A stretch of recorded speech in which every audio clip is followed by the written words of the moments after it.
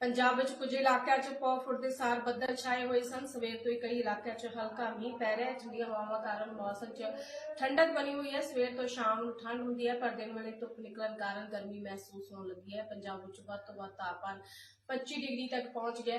मौसम विभाग के अनुसार एक ताज़ा पश्चिमी गड़बड़ी 17 फरवरी को पश्चिमी हिमालयन खेतर को प्रभावित कर सकती है। इस प्रभाव कारण अरुणाचल प्रदेश में 20 फरवरी तक भारी मीह ते बर्फबारी की संभावना है। पंजाब के नाल-नाल राजस्थान, पंजाब, हरियाणा ते पश्चिमी उत्तर प्रदेश में 20 फरवरी तक का मीह पै सकता है। अगले 7 दिनों जम्मू कश्मीर, लद्दाख, उत्तराखंड, हिमाचल प्रदेश में मीह ते बर्फबारी हो सकती है। 16 फरवरी को सवेरे उप हिमालयन, पश्चिमी बंगाल ते सिक्किम के ਵੱਖ-ਵੱਖ हिस्सों च संघनी धुंध पै सकती है। तूफान के नाल बिजली चमक सकती है।